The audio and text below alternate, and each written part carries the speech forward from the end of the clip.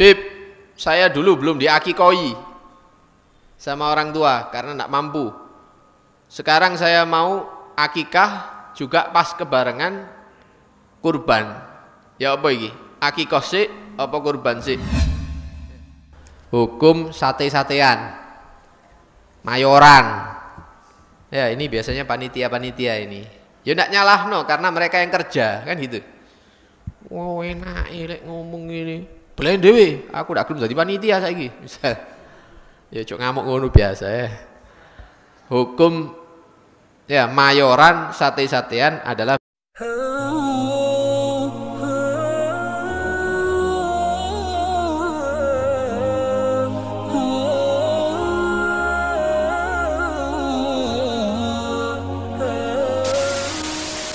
alhamdulillah Allah Subhanahu wa taala masih memberikan kesempatan kepada kita semua sehingga bisa menghadiri majelis ilmu pada malam hari ini. Mudah-mudahan apa yang kita pelajari menjadi ilmu yang bermanfaat insyaallah. Amin ya rabbal alamin, dan menjadi penyebab kita mendapatkan keridhaan Allah Subhanahu wa taala di dunia sampai di akhirat. Amin ya rabbal alamin. Hadirin hadirat rahimakumullah.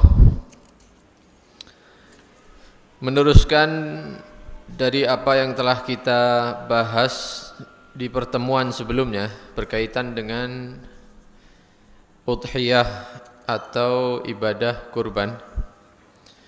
Di pertemuan sebelumnya sudah kita jelaskan beberapa hal, di antaranya hukum udhiyah itu adalah sunnah muakkadah, sunnah yang ditekankan terutama bagi orang yang memiliki kelebihan harta. Tidaklah udhiyah ini menjadi wajib kecuali jika dinazari. Satu, juga udhiyah menjadi wajib ketika ditentukan atau diisyaratkan. Dia mengatakan kambing ini, sapi ini untuk udhiyah. Kambing ini untuk udhiyah saya, sapi ini untuk saya sembelih kurban, ya ditentukan sama dia, maka hukumnya dari sunnah menjadi wajib. Juga telah kita bahas tentang hewan-hewan yang sah dijadikan udhiyah, yaitu onta, sapi, kemudian kambing. Umurnya juga kita jelaskan kemarin. Kemudian dari segi warna, ya warna hewannya yang paling afdal itu adalah warna putih. Kemudian yang agak kuning kekuningan putihnya. Kemudian al-afra. Afra itu yang putihnya tidak bersih, ya. Kemudian yang putih campur hitam seperti sapi biasanya atau kambing. Baru setelah itu yang warna hitam, kemudian yang kecoklatan. Nah, sudah kita singgung ini di pertemuan yang sebelumnya. Untuk sapi dan kambing kacang, maka disyaratkan umurnya harus 2 tahun sempurna masuk tahun ketiga. Siapa yang tahu? Ya yang memiliki. Kalau memang dia memiliki kambing atau sapi ini mulai ketika lahir, dia bakal tahu umurnya berapa. Atau kalau enggak ya ditanya kepada penjualnya. Ya Pak, sapi ini umur piro misalnya? Oh 1 tahun, berarti tidak sah. Sapi ini umur berapa? 1,5 tahun, tidak sah. Kalau umur 2 tahun sempurna, maka boleh dijadikan hewan kurban. Begitu juga kambing kacang. Ya, kambing kacang. Etawa masuk kambing kacang 2 tahun. Adapun kambing gibas atau bahasa Indonesianya itu domba, ya, baik domba luar atau domba lokal, gibas yang ada itu disyaratkan 1 tahun sempurna. Umur 1 tahun sempurna.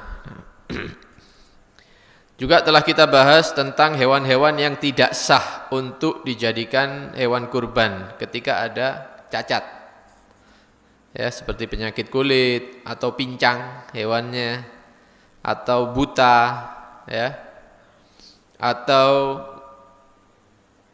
majnunah, ya, akalnya tidak ada, ini bisa diketahui ketika dikasih makanan, ya. Semua kambing makan, dia ndak melaku-melaku misalnya, ndak jelas. Nah, ini ndak sah dijadikan untuk hewan kurban. Begitu juga hewan yang dalam keadaan sakit yang bisa merusak kualitas dagingnya.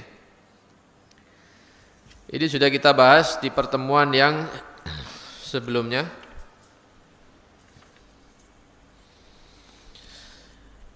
Sekarang insya Allah akan kita bahas yang pertama, niat udhiyah, ya, niat udhiyah, kemudian waktunya sampai nanti sunnah-sunnahnya. Kalau emang cukup waktu, nanti kita akan bahas perkara-perkara yang biasa ditanyakan oleh orang-orang ketika ada pengajian-pengajian seperti ini. Nah, dikatakan wa an yanwiya at-tadhiyah biha 'inda ad-dabhi aw qablahu. Hendaknya ketika udhiyah kurban itu harus ada niat dari orang yang menyembelih ini, ya, yang punya ini. Karena udhiyah ini, kurban ini adalah ibadah, dan ibadah membutuhkan kepada niat. Kapan niatnya? Inda dzabhi, ketika menyembelih. Ketika menyembelih, kalau mampu menyembelih disunnahkan untuk menyembelih sendiri. Udah iso beb misalnya. Delok getih ae wis geder kabeh sikile misalnya. Kelihatan keluarga tangannya kena pisau, kena lading, ndak wani delok apa meneng ngelihat menyembelih hewan. Ya berarti diwakilkan kepada orang. Ya, diwakilkan kepada, aja diwakil noto ya dikai duit. Ya dibayar. Paham ya? Dibayar. Jak tolong tok ya wonge ndak teko meneng akhirnya. Kalau mampu menyembelih sendiri, sunnah menyembelih sendiri. Kalau tahu caranya, lek gak ero ojo kemeru. Engko akhirnya tambah ndak sah. Serahkan kepada yang faham, karena menyembelih itu ada caranya. Tak ngawur moro dibanting terus disikut ngono ndak. Ada cara-caranya. Nah, ketika menyembelih sendiri, ketika pisau itu ya masukkan atau digesekkan ke lehernya hewan, maka ketika itu dia berniat. Ketika itu dia berniat. Ya, dia mengatakan Allahumma, ya Allah, hadhihi udhiyati. Ini adalah udhiyahku, sembelihanku, kurbanku. Fataqabbal minni, kemudian berdoa, terimalah kurban ini dari saya atau dari aku, begitu. Kalau menyembelih sendiri. Kalau disembelihkan orang, ya sampean disunnahkan untuk melihat, hadir. Kalau memang mampu kuat untuk melihat, hadir melihat, kemudian hewan itu disembelih. Nah, ketika itu Anda niat. Allahumma hadhihi udhiyati fataqabbal minni. Ya Allah, ini adalah kurbanku, maka terimalah dari aku.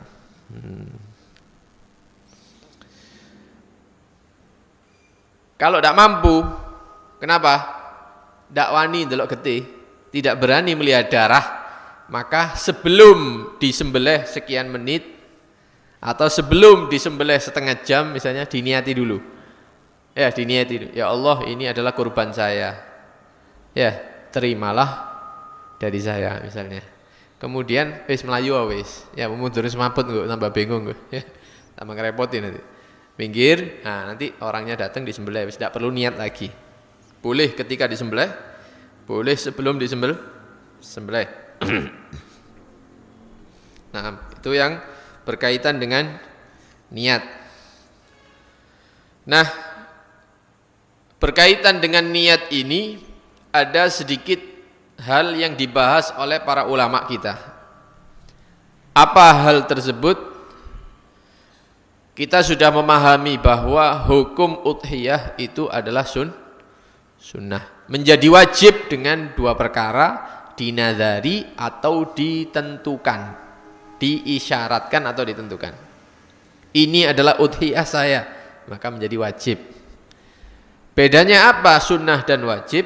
Sunnah itu tidak harus semuanya dibagi kepada fakir miskin. Berbeda dengan kurban yang wajib, tidak boleh sampean makan sedikit pun, karena itu semuanya harus disedekahkan, dibagi. Nah, apa kaitannya dengan niat kurban? Kaitannya begini. Ketika Anda menyembelih sendiri, atau orang lain yang menyembelih Anda yang niatnya seperti apa? Allahumma hadhihi udhiyati. Ya Allah, ini berarti isyarat ya. Ini kambing ini maksudnya, sapi ini, udhiyati adalah hewan kurbanku, maka terimalah dari aku. Ini termasuk isyarat menentukan apa enggak? Kalau dari kalimatnya dia mengatakan ini kambing, ini sapi adalah kurban saya, maka hukumnya berubah dari sunnah menjadi wajib. Ini yang tidak dipahami sama kebanyakan orang. Berarti kalau berubah ketika disembelih tadi itu berubah menjadi wajib, maka Anda tidak boleh makan sedikit pun. Ini permasalahan, ini ribet akhirnya. Itu apa Ustaz? Niatnya bagaimana? Begini. Ya, walaupun ada ulama yang mengatakan ketika Anda berniat Allahumma hadhihi udhiyati fataqabbal minni, ya, ada ulama yang mengatakan enggak, walaupun dia menentukan, mengisyaratkan ini kambing, ini sapi, tetap itu tidak menjadi wajib. Walaupun ada pendapat ulama seperti itu, tapi ada ulama-ulama yang mengatakan hukumnya berubah menjadi wajib, sehingga tidak boleh Anda makan sedikit pun. Terus jalan keluarnya itu bagaimana? Jalan keluarnya bagaimana? Supaya menurut kelompok ulama pertama itu adalah sunnah, menurut kelompok ulama kedua itu juga Bagaimana jalan keluarnya? Maka ditambahi niatnya. Ustaz, masalah niat nyembelih kambing itu, Allahumma hadhihi udhiyati fataqabbal minni. Ada ulama yang mengatakan kalau itu sunnah, kemudian niatnya seperti itu, ini ta'yin, maka menjadi wajib. Pendapat pertama. Ulama yang kedua mengatakan enggak, itu niat, enggak merubah hukum. Tapi tetap ada perbedaan pendapat gitu. Nah, sekarang cari jalan keluarnya bagaimana. Ketika orang niat itu hewan yang sunnah tidak menjadi udhiyah yang tinggal nambahi saja kalimatnya. Niatnya ditambahi apa? Sunnah. Ditambahi sunnah.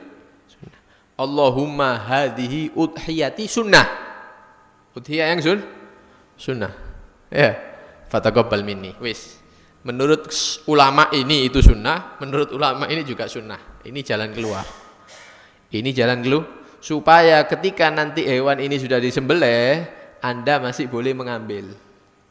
Karena sunnah, tidak semuanya diberikan kepada fakir miskin. Nah, mudah-mudahan permasalahan ini dapat dipahami, insyaallah. Yang kedua, berkaitan dengan waktu udhiyah.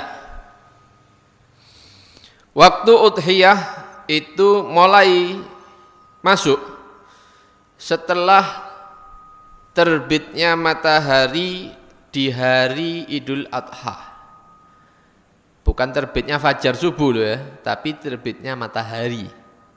Terbitnya matahari tanggal 10 Dzulhijjah Idul Adha, kemudian ditambah ya berlalunya waktu sekiranya cukup untuk melakukan 2 rakaat sholat Idul Adha dan 2 khutbah yang ringkas.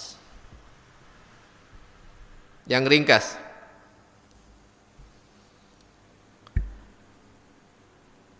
Tulu'us syams, terbitnya matahari, berarti terbit fajar dulu subuh, misalnya jam 4 misalnya, ya.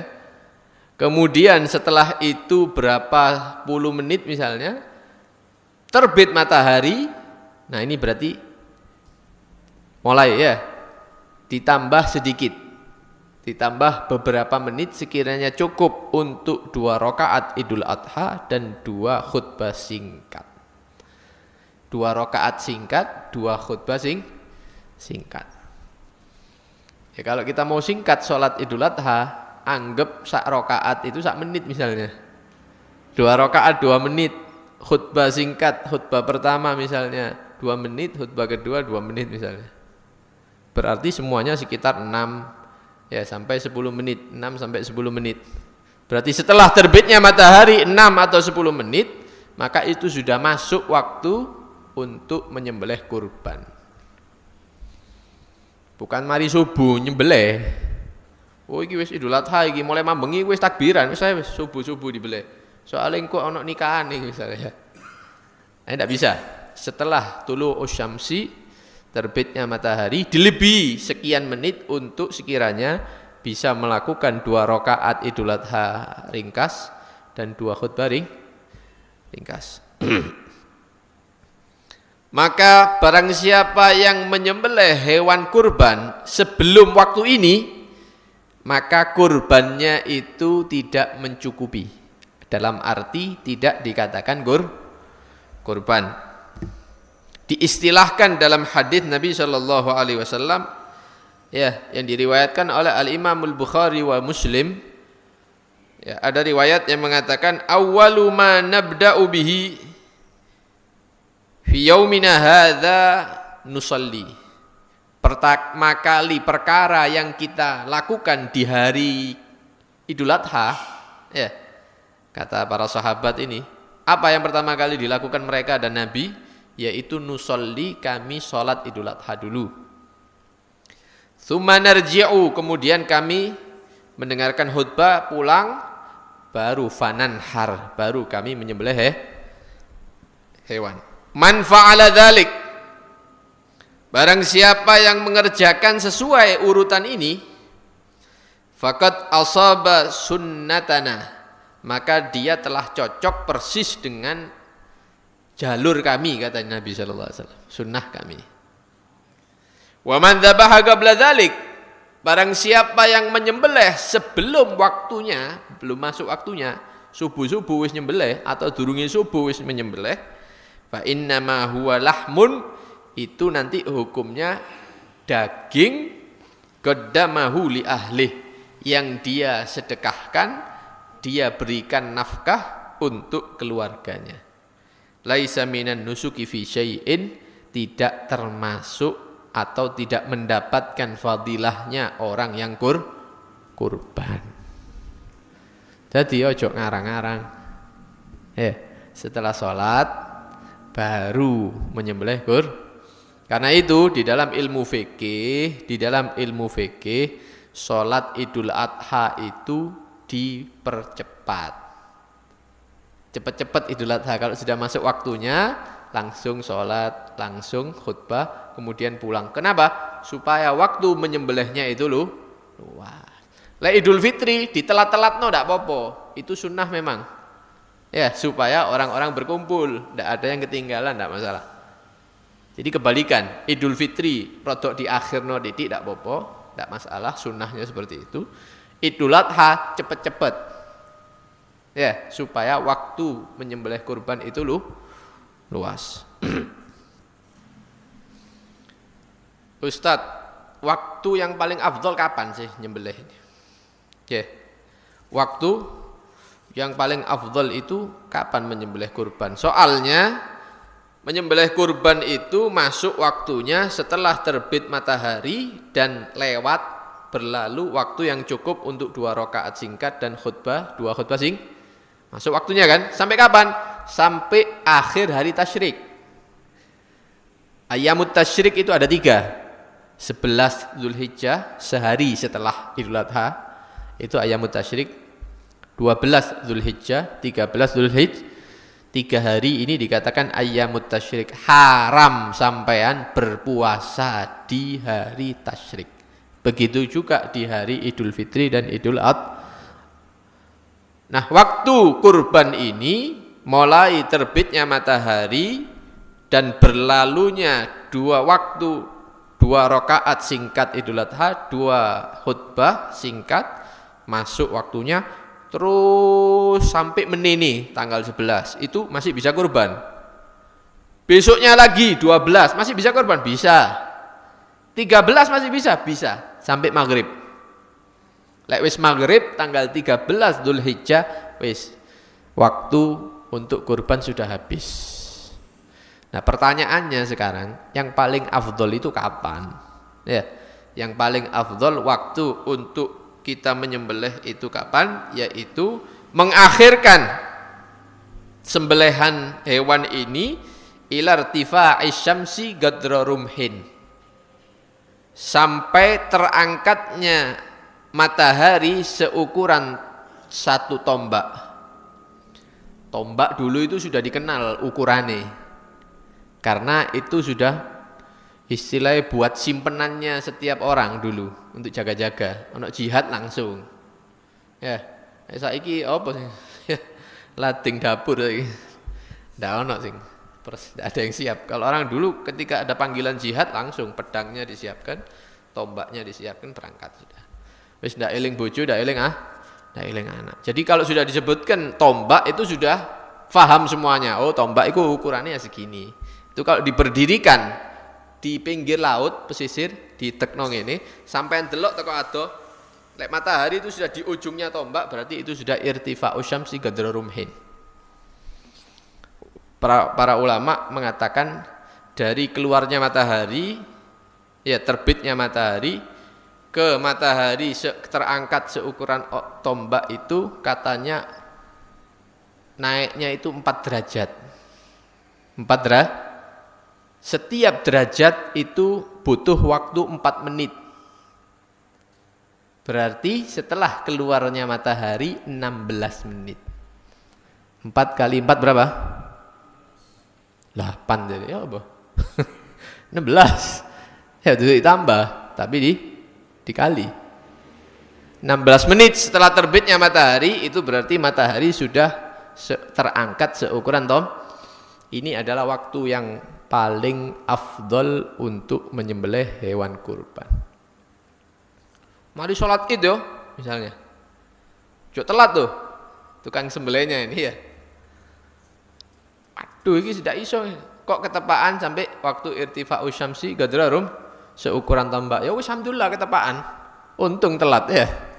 Jadi masuk ke dalam waktu yang paling afdol.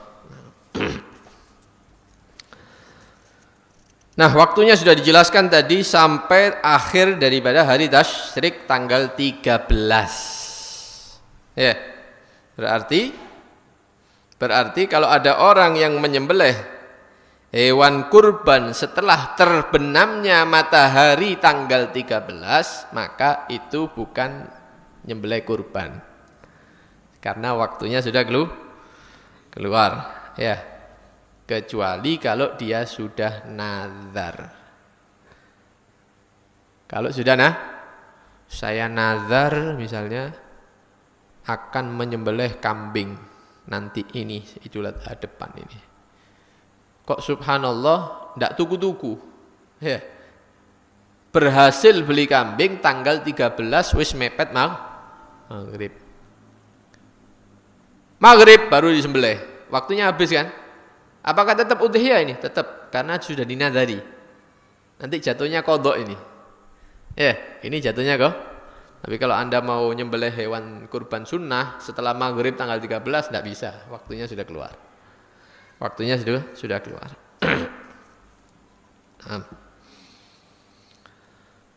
Kemudian wa yajibu at-tasadduqu bi syai'in min lahmiha ni'an atau nayyi'an. Dan wajib bagi orang yang menyembelih kurban sunnah untuk mensedekahkan sedikit daripada daging itu sembelihan dalam keadaan mentah. Beleh kon saiki, beleh, alhamdulillah. Mari beleh digawe gule. Ya? Semua kambing itu dijadikan gule kemudian dibagi-bagi. Ya duduk udhiyah itu namanya. udhiyah itu harus ada sebagian daging yang mentah diberikan kepada fakir miskin. Sisae kon gawe gule ndak masalah. Yang penting ada sebagian yang dikeluarkan, disedekahkan dalam bentuk mentah. Ya, tapi ojo didik-didik. Ya. Wis kepeksa kurbane, ya. Terus eman. Waduh, ndelok wedhus iki eling dhuwit. Ya, ketok wedhus iki eling duh. Aduh dhuwitku rek kegawe wis. Ya, ndoleke sora. Akhirnya ya wis ojo melok-melok ya, engko lek bagi aku bagi dhewe misalnya. Begitu selesai penyembelihan, ya diambil sak cakup ini dikekno tanggane yang ndak punya misalnya. Ah iki udhiyah ya, kurban saya. Kemudian sisanya dimasukkan kulkas tak mangan dhewe, ya rugi. Saking medite ya. Nah, ini tidak sah kalau terlalu sedikit. Kayak apa daging sak mene. Ya bendokno wong balekno. Kayak apa? Ya sekiranya itu dianggap pantas untuk dijadikan pemberian, sak kresek misalnya. Ya, setengah kilo misalnya. Atau digawe seperapatan kalau memang itu di daerah tersebut dikatakan itu pemberian pantas. Ya, terlalu sedikit. Ya duduk ya sudah niat wis ojo nyembelih wis. Ya. Tahun meneh nyembelih kucing. Ndak niat ini berarti. Ya, tempati kresek mungkin setengah kilo, 1 kilo kasihkan kepada satu orang yang fakir, yang miskin. Kemudian sisanya bebas. Mau Anda bagi-bagikan silakan, mau Anda makan sendiri silakan, mau ente buat undang-undang silakan. Karena itu sudah dikeluarkan yang wajib. Ini kalau kurbannya sunnah. Tapi kalau kurbannya wajib, tidak boleh dimakan, disimpan sedikit pun. Bukan haknya Anda. Itu haknya orang yang berhak menerima semuanya. Buntu tetok wis beb, yuk tolong beb. Ya, tak kayak mangan kok bengi, tidak bisa. Wajib harus semuanya dikeluarkan. Nah, sampai tidak siap, yo ojo dijadikan wajib, jadikan sunnah. Jadikan sunnah. Wala yajuzu bai'u syai'in minha. Dan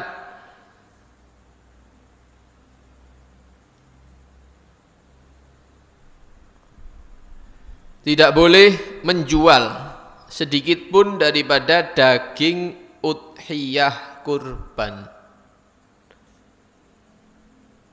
Ini memang profesinya jual daging sapi. Kok tahun ini ada niatan kurban sapi. Wis dibeleh didelok, apik dagingnya. Ndak tahu ndelok daging sapi apik kayak gini. Akhirnya apa? Tak dolah iki larang iki modele ya. Apik sapine iki. Didol. Ya, Idul Adha sore-sore buka bedake wis dibuka. Diketok-ketok. Ternyata yang dijual itu daging udhiyah tidak boleh. La yajuzu, tidak boleh bai'u syai'in minha, menjual sedikit pun daripada daging udhiyah. Nah, berkaitan dengan daging udhiyah ini, ada bagian dari hewan yang dikatakan hukumnya dihukumi daging. Dan ini kadang orang menganggap remeh. Padahal hukumnya itu tidak boleh, dilarang. Bahkan di dalam satu hadis dinyatakan ini kalau dilakukan bisa menghilangkan pahala kurban. Apa itu? Kulit hewan kurban. Kulit hewan kurban itu tidak boleh dijual.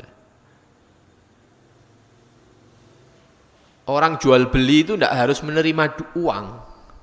Tidak harus menerima uang. Ada jual beli jasa. Ya, kene Pak misalnya. Sampean pijetono, tak kei duit. Sampean bayar apa ini? Jual beli apa ini? Dia membeli jasanya, kemudian kasih uang. Harus ngasih uang? Ya ndak juga, tak kasih benda juga bisa. Sampean mijeti aku tak kei sarung loro misalnya. Ini juga apa? Saling jual beli atau memberikan manfaat. Ini memberikan jasa, saya memberikan barang. Nah, ketika Anda memerintahkan satu orang untuk menyembelih hewan kurban, berarti orang yang menyembelih ini memberikan jasa menyembelihkan. Bayarannya apa? Bayarannya kulit hewan. Kok ditol ambek deh. Ini tidak boleh. Ini masuk ke kategori jual beli daging atau bagian tubuh daripada hewan kurban. Lubib iki wis berpuluh-puluh tahun nih, masih ewonan tahun, tetap tidak boleh, tidak boleh. Kalau dilarang sama Nabi ya tidak boleh. Kalau sampean tetap mau melakukan ya pahalanya tidak ada, berarti percuma. Sampai nyembelih hewan, kemudian kulitnya digawe bayarane orang yang menyembelih. Cak, kayak biasanya ya, sembelihan, engko kulit-kulit iki sampean gawa wis, ya, engko dol-dolan dhewe, ndak usah bayar tadi. Atau kulitnya gawon tapi tak bayar 20.000. Ya ambek kulit iku wis. Misalnya, ini sama saja. Hukumnya tidak boleh, bisa menghilangkan pahala kurban. Ndase misalnya, ususe misalnya, digawe bayarannya orang yang menyembelih tidak boleh. Terus ya apa? Kekno. Kasihkan sudah. Ya. Piro kon bayaranmu nyembelih 50.000, kayak ono 50.000. Kulite PN. Wis. Jelas ya? Kasihkan. Jangan dijadikan upah, bayaran, tidak boleh. Itu bisa menghilangkan pahala udhiyah. Wa yatasaddaqu bi jami'il mandurah.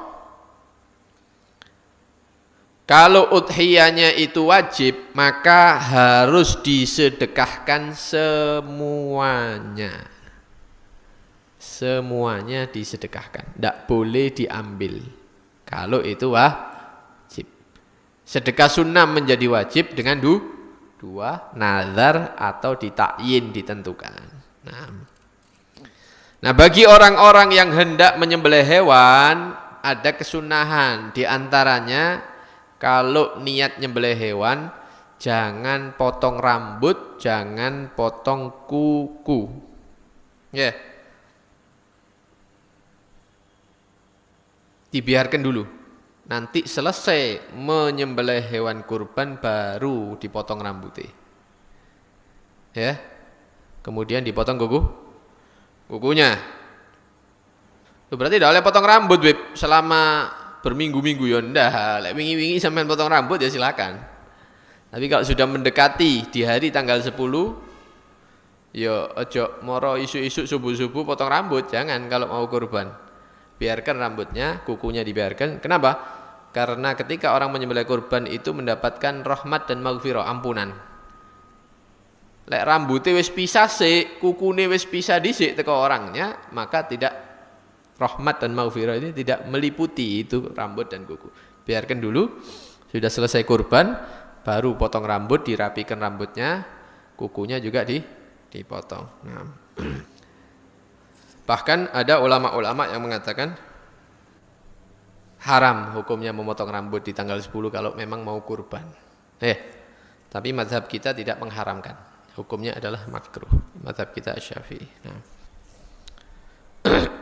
Nabi itu ketika kurban sunnah itu amalnya seperti apa?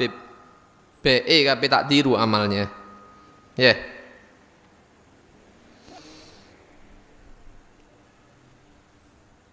Untuk masalah pembagian itu ada beberapa cara. Yang pertama, cara yang paling utama, yaitu mengambil sedikit dari daging hewan tersebut, sedikit. Kemudian sisanya semua disedekahkan kepada fuqara wal masakin. Kalau bisa, hatinya diambil. Hati kambing diambil, dibuat sendiri. Hati sapi diambil, dibuat sendiri. Sisanya dibagikan kepada fakir miskin. Dan ini yang diamalkan oleh Nabi SAW. Sampai mau mengikuti sempurna, kurban sunnah yang sempurna, jupun atine, dimakan di rumah, sisanya disedekahkan semuanya kepada fakir miskin. Yang kedua, yang tengah-tengah, iki rodok medit ya, rodok medit, dibagi 3. Udhiyah kurban sunnah itu dibagi 3. Pirang kilo tadi kambing itu tadi itu? Oh jadi 5 kilo, oh 6 kilo misalnya. Dibagi 3, 2 kilo untuk dia, ya, 2 kilo untuk fakir miskin, dan 2 kilo dihadiahkan kepada tetangga saudara walaupun mereka tidak fakir miskin, walaupun mampu, karena hak tetangga, karena hak saudara, kerabat. Dibagi telu, sepertiga buat dia, sepertiga buat fakir miskin, sepertiga buat keluarga atau tetangga ya. Yang paling rendah yaitu cara seperti tadi, dia mensedekahkan kepada fakir miskin sedikit, 1 kresek, sisanya dilebokno kulkas, iki yang paling medhit iki ya. Tapi ya si apik kalau dia mau kurban, ketimbang duit-duit ndak mau tak mau kurban, ya tuku manuk tadi. Nah tuku wedhus, wow tuku manuk, ya apa? Mantar ucul manuk ya. Nah. Sunah-sunahnya Bib ketika menyembelih, disunahkan membaca bismillah. Bagi orang yang menyembelih ini ya, membaca bismillah. Kemudian membaca takbir Allahu Akbar 3 kali. Kemudian bersolawat kepada Nabi SAW, menghadap kiblat menyembelihnya, ya, menghadap kiblat. Adapun hewan kurban, ya, apakah harus dihadapkan kiblat juga? Maka di sini ada perbedaan pendapat antara ulama. Ada ulama yang mengatakan, oh iya hewannya juga dihadapkan kiblat, kepalanya misalnya, ya, atau badannya. Ada yang mengatakan enggak, yang penting yang menyembelih itu ada kiblat ya, menghadap kiblat. Kesunahan yang berikutnya, kalau menyembelih hewan itu dibaringkan, ditidurkan dari arah kirinya. Kiri badannya itu yang ditempelkan ke bumi, ke lantai, plesteran misalnya. Kemudian semua kaki-kakinya diikat kecuali yang kanan. Jadi yang kanan tidak diikat, yang lainnya diikat. Ini kalau menyembelih apa? Kambing misalnya, sapi. Tapi kalau onta, sunnahnya itu menyembelihnya dalam keadaan ontanya berdiri. Jadi gini dah ono sampai ndak tahu ndelok ya. Itu Beb di Pandaan, yo dicekel polisi sampai. Taman safari itu ya. Kemudian niatnya tadi itu, Allahumma hadhihi minka wa ilaika, ini doanya, fataqabbal minni. Atau kalau mau diniatkan hadhihi udhiyati, Allahumma hadhihi udhiyati sunnah fataqabbal minni, ya, ditambah Allahumma hadhihi minka wa ilaika fataqabbal minni. Kemudian jangan memotong rambut bagi yang kurban tadi itu, sudah kita sebutkan. Kalau mampu menyembelih sendiri, disembelih sendiri. Tapi kalau tahu caranya, kalau tidak tahu caranya jangan sok tahu, nanti bisa menjadi bangkai, akhirnya tidak bisa dimakan. Kemudian kalau perempuan, iki perempuan kayak lanang Beb, ya bentino nggo wedung misalnya. Tidak disunahkan kalau perempuan. Perempuan diwakilkan. Ya, perempuan diwakilkan. Tapi kalau mewakilkan kepada orang yang menyembelih, disunahkan untuk hadir. Ya, untuk ojo kerukupan bantal ya. Disaksikan kalau mampu menyaksikan. Nah, kemudian juga sudah kita singgung kemarin, kalau bisa usahakan kalau hewan kurbannya itu betina, jangan sampai tepak atau milih hewan yang lagi hamil. Karena di situ ada ulama-ulama yang menyatakan menyembelih kurban hewan yang dalam keadaan hamil itu tidak sah. Ada yang mengatakan sah. Ya luwih enak sampean ndelok sing ndak hamil, atau lek gak kepengin ruwet ya ndelok jantan ndak masalah. Ya, hewan yang jantan. Betina tidak masalah, kalau bisa jangan yang hamil. Kemudian sedekah udhiyah itu harus mentah. Keluarkan sebagian mentah, nanti sisanya ini bebas nanti kalau memang itu udhiyah sunnah. Kemudian kalau bisa diusahakan jangan mengakhirkan menyembelih kurban di tanggal 13. Akhir, hari terakhir itu kalau bisa jangan itu ya. Karena ada ulama yang mengatakan tidak sah. Ya, tapi di luar mazhab Syafi'i ya. Luar mazhab Syafi'i ada yang mengatakan menyembelih hewan kurban di tanggal 13 itu tidak sah. Kalau memang harus mundur, ya paling akhir tanggal 12 wis. Ya, biar ulama-ulama di luar mazhab Syafi'i tidak memvonis korban kita tidak sah. Nah. Juga yang sering ditanyakan, tidak apa-apa lagi, diakhirkan sedikit. Yang sering ditanyakan yaitu Bib, saya dulu belum diakikoi sama orang tua karena tidak mampu. Sekarang saya mau akikah juga pas kebarengan kurban. Ya apa iki? Akikah sik apa kurban sik? Deloken keadaannya sampean. Kalau sampean itu orang yang dikasih keluasan rezeki sama Allah, sendirikan. Akikah sendiri. Kurban sendiri. Ya. Akikah sediakan kambingnya. Lek lanang berarti loro. Ya. Sampean lahir lanang apa wedok? Lanang. Loro berarti sunnahnya. Walaupun satu cukup ya. Kalau perempuan satu. Kurban belikan kambing sendiri. Wis belen. Itu lebih ahsan, lebih afdol kalau memang mampu. Ndak mampu bib si jie ngeden misalnya. Ngelumpukno iki bib 20 tahun nih misalnya. Ya kalau mau satu-satu maka yang didahulukan adalah kurban. Sebagaimana dinaskan oleh para fuqaha kita, ya karena kurban itu waktunya singkat, terbatas. 1 tahun itu waktunya cuma tanggal 10, 11, 12, 13. Mari ngono ndak ono kurban wis. Ya, kemudian kalau ada rezeki lagi akikah. Ya. Modelnya ndak iso iki, Beb. Kerjaane iki serabutan, Beb. Ndak jelas ini ya. Digabung mari, Beb. Ya kalau terpaksa digabung tidak masalah.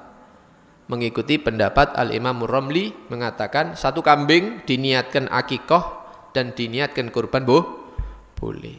Tapi ojo medit-medit ya, duwe duit ojo waduh ndak duwe Beb ya. Kok ndak duwe temenan akhirnya. Kalau bisa disendirikan kurban dulu. Kemudian nanti mungkin 2 bulan, 5 bulan duit maneh baru akikah. Lek betul-betul keadaan tidak memungkinkan, beli 1 kambing diniati 2. Terakhir sebenarnya banyak ini pertanyaan-pertanyaan yang kita kumpulkan dari tahun-tahun kemarin supaya mewakili sampean yang mau tanya. Hukum sate-satean, mayoran. Ya ini biasanya panitia ini. Ya ndak nyalahno karena mereka yang kerja kan gitu. Wow enak lek ngomong ini. Belen dhewe, aku ndak gelem dadi panitia saiki. Misal. Ya cok ngamuk ngono biasa ya. Hukum ya mayoran sate-satean adalah boleh tapi dijelaskan itu daging punya siapa dulu. Ojo moro nrimo 2 kambing, 3 kambing, wis sing iki engko iki wis anu yo, gawe sate-satean yo. Sing iki kurban kok dibagi diratakno. Enake wis sapa iku? Duduke panitia iki ya. Sampean itu wakil. Sampean itu diamanati sama orang yang mau kurban supaya disampaikan sesuai hukum syariat kan gitu. Pak, iki duit ya kekno Pak Dayat iku aku ndek utang. Ya, mau sampai nang warung tuku soto mangan. Enake lho duit sapa iki? Wong dikon nyampaikan kepada yang berhak kok digawe mangan. Begitu juga kurban, sampean itu panitia, itu wakil dititipi. Iki lho Ustadz Fulan, iki lho takmir, iki lho panitia saya kurban untuk tak titip nang masjid sampean wakile. Lho kok maro disate. Wis wong e ngopo pahala? Dibagi dulu. Panitia piro? Panitianya 5, Beb. Ya wis, kayak ono dari udhiyah tadi, kon ya kresek. Wis, mari. Ayo saiki kreseke kumpul kene iki guys hati-hatian kok. Nah, ini tidak masalah. Ya, bagiannya dewe-dewe. Ora iso beb go mulai beb. Ya memang haknya dia mau bawa pulang, ya. Mau kayak sate tidak masalah. Cuman jangan mayoran atau sate-satean daging yang tidak ada pemiliknya, tidak jelas pemiliknya. Jangan membiasakan sesuatu yang tidak sesuai aturan syariat. Sesuatu yang tidak sesuai disesuaikan syariat supaya ya mengikuti sunnahnya Nabi. Begitu. Bukan kita rongono ojo ngundang Habib iku opo ae misalnya. Mulai biyen nyate mayoran ndak ono sing ngomong saiki diprotes misalnya. Lho bukan protes, saya mengingatkan ya supaya sesuatu yang masuk ke perut kita ini adalah yang betul-betul halal. Ya, engko sampean terima kasih ambek aku engko. Tak elingno. Ya. Saiki mungkin protes. Tapi nanti suatu saat Anda akan berterima kasih kepada orang-orang yang menyebutkan masalah ini. Jadi diatur ya, diatur dengan baik. Ya, mudah-mudahan barokah insyaallah. Masih banyak sebetulnya yang kita bahas, cuman karena waktunya singkat, ya kita memohon kepada Allah Subhanahu wa taala mudah-mudahan ilmu yang kita pelajari menjadi penyebab kita mendapatkan ridha Allah Subhanahu wa taala, mendapat mahabbah kasih sayang dari Rasulullah sallallahu alaihi wasallam. Amin ya rabbal alamin. Sallallahu alaihi wasallam Muhammad wa ala alihi washabbihi wasallam. Alhamdulillahirabbil alamin. Wassalamualaikum warahmatullahi wabarakatuh.